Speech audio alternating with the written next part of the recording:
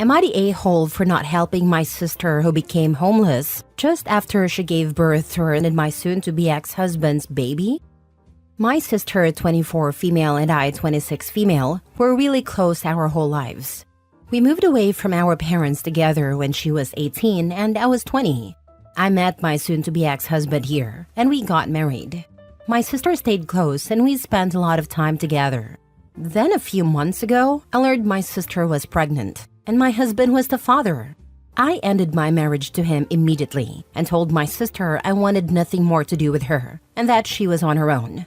I had some of her stuff at my place and left it at my ex's place for her. For the rest of the pregnancy, they were living together. Then after the baby was born, he wouldn't let her back in. She called our parents from the hospital and told them she had nowhere to go, that he was looking for custody, didn't want her back, and I wasn't answering her calls. My parents called me, and after they explained what was going on, I told them it wasn't my problem. They tried to argue, but I wasn't having any of it. She got a place at a shelter for single parents, and she's still there several weeks later. With a custody dispute, she can't move back to our parents, and I am still refusing to help her out. My parents are angry because I won't even take her calls or reply to any of the messages she sent. I actually blocked her because I knew she wouldn't stop. My parents don't know that part. They're telling me I should be ashamed of myself for turning my back on her and the baby. I told my parents I owe her and the baby nothing. I also told them it was just a shame she didn't choke on his junk while they were sleeping together behind my back. My parents called me disgusting for leaving them homeless and said that I have room and could help. Now for the top comments. Not the a-hole. Blood doesn't equal responsibility. Anyone saying it's not the baby's fault is ridiculous. The responsibility lies on the parents, not the aunt, uncle, grandparents, strangers, etc.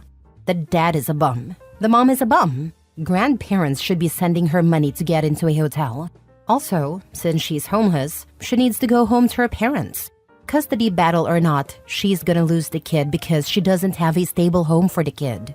Why suffer in a shelter until then? Consequences of one's actions. If OP's parents don't want to take responsibility for their daughter and grandchild, that child will 100% end up in the ex's custody because the mother can't provide a permanent address that isn't a shelter. Say OP did house her sister in Nibbling. Does the sister get the bigger bedroom because of the baby? And what about baby expenses and childcare? Is OP supposed to do that too because her sister is tired from taking care of a newborn? That baby might be innocent, but neither it nor its birth mom is OP's responsibility. Not the a-hole. You're in a no-win situation. Your family betrayed you. Your parents don't have your back. I'd go very low contact at the moment.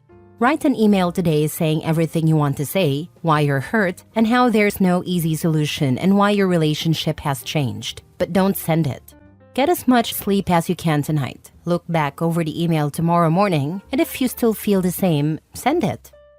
Not the a-hole. Good job standing your ground and having boundaries. Your sister will figure her stuff out eventually, but that's not your concern. Your parents are on thin ice for trying to force you to help that backstabber.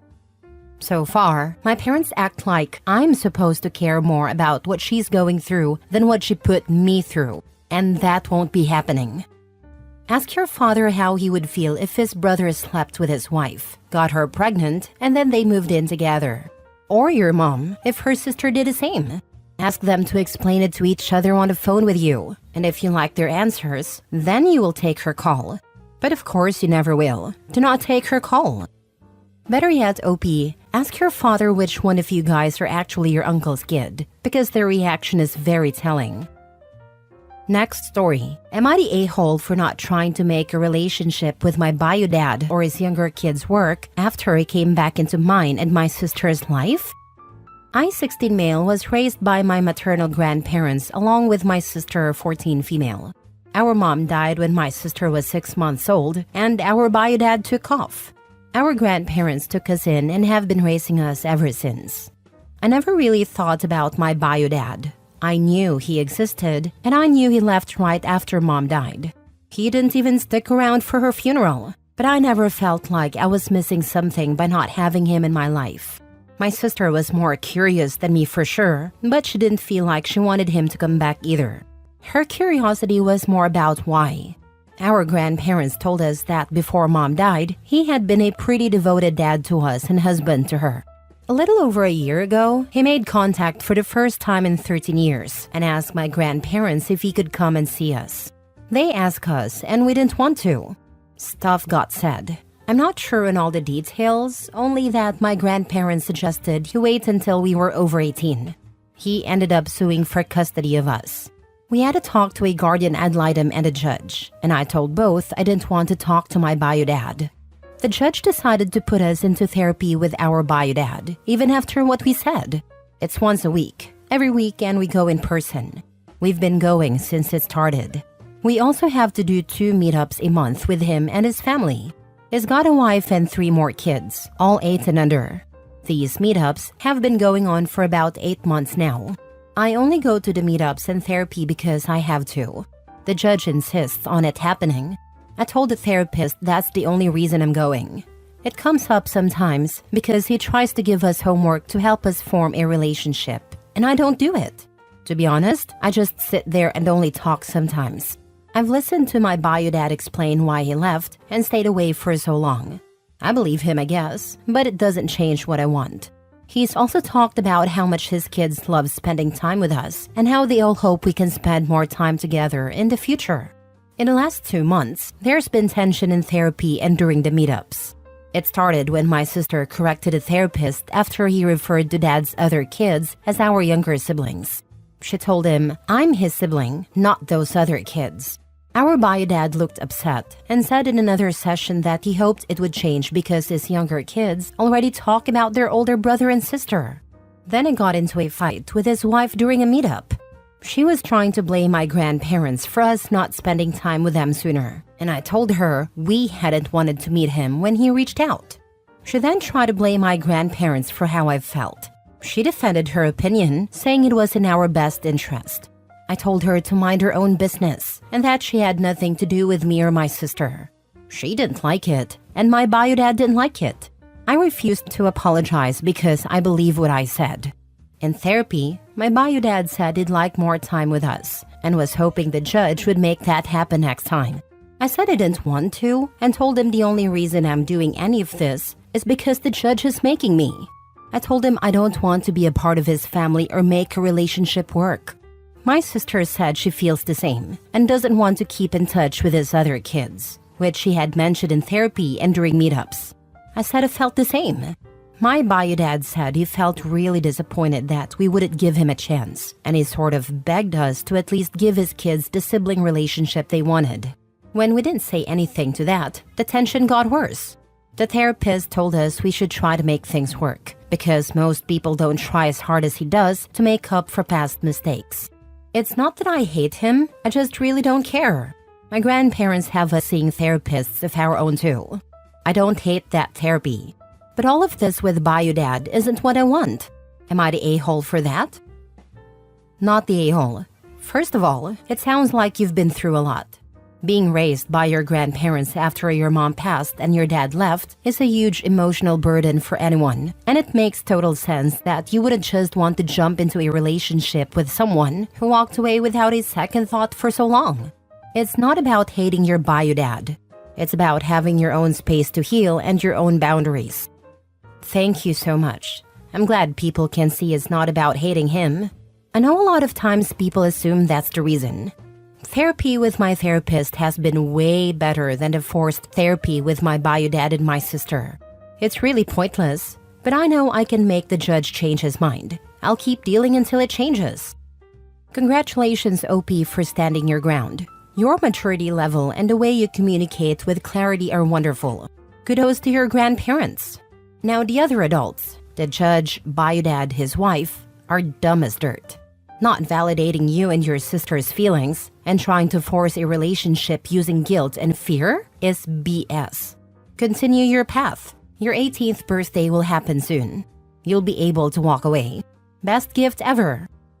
Maybe even before, but I don't think the judge will give up before then, which sucks. But I'll be 18 eventually, and then the judge doesn't get a say in my life anymore. My sister has longer to go until she can make her decision, unfortunately.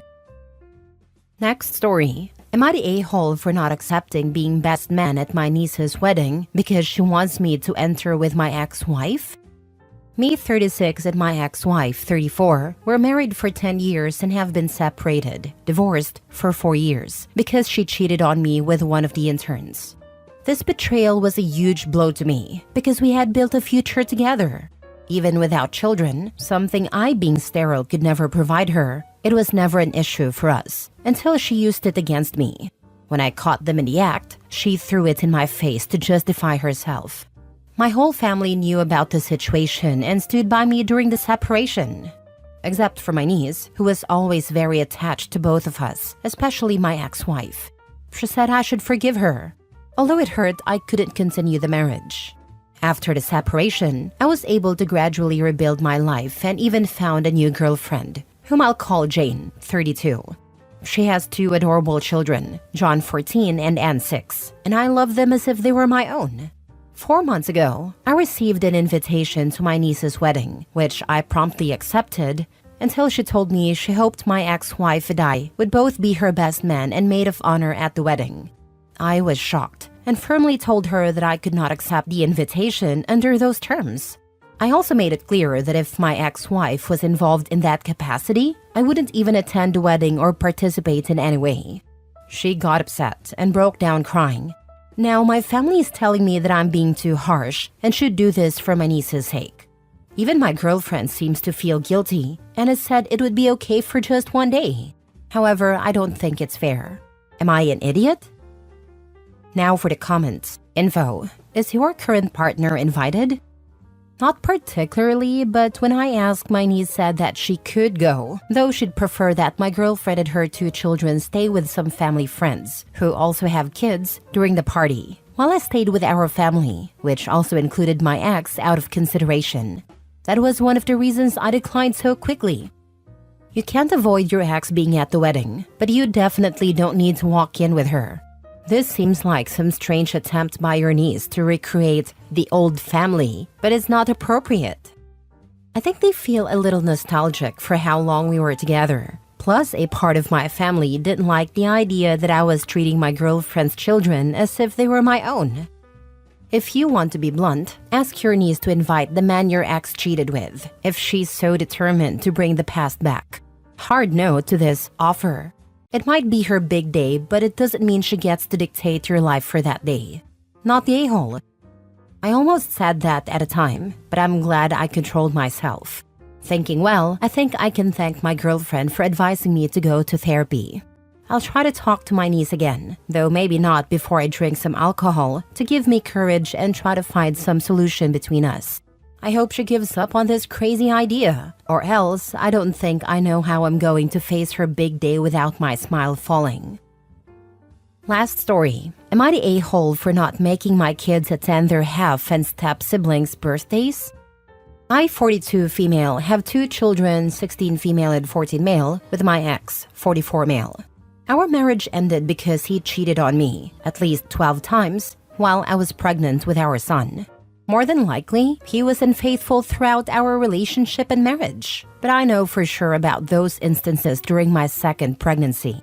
I told him our marriage was over, and we divorced after our son was born.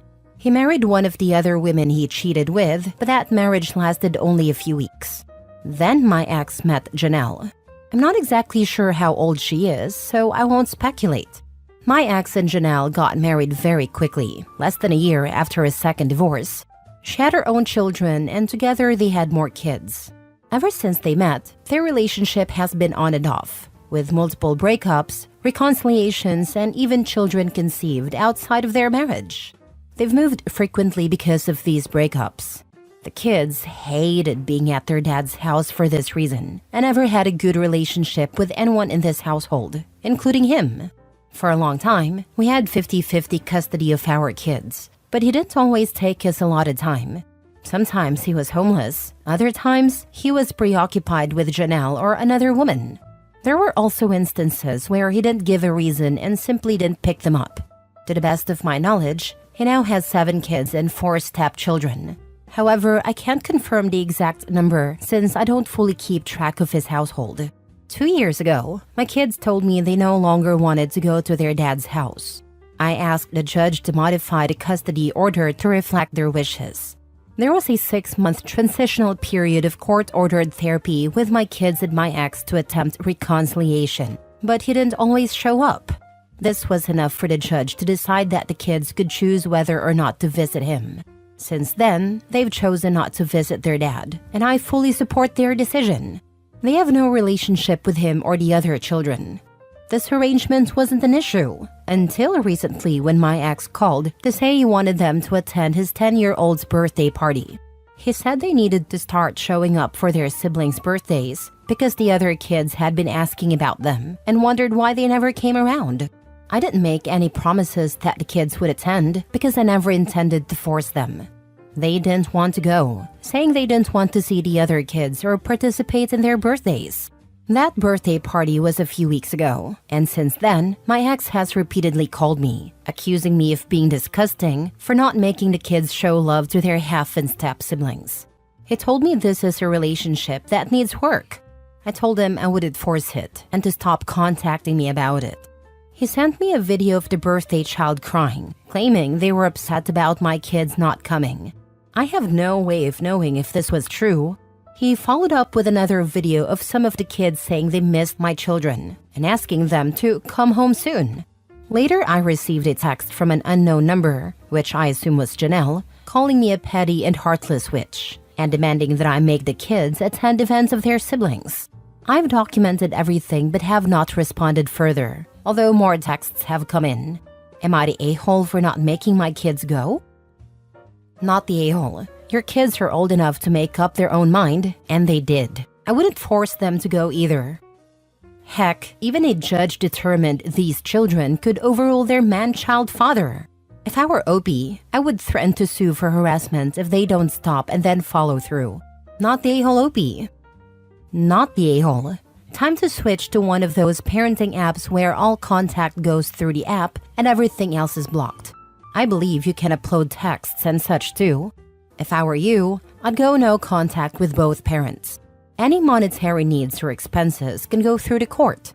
Continuing conversations with them will only lead to more abuse and manipulation. I've researched those parenting apps, and asking the judge to require us to use one could help. I still need to communicate with him, since even without visitation, he needs to be informed about certain things related to our kids. I'll get started on that. Yes. Also, address any attempt to contact your children directly preemptively. All contact through the app. You don't want them trying to guilt or pressure your kids somehow.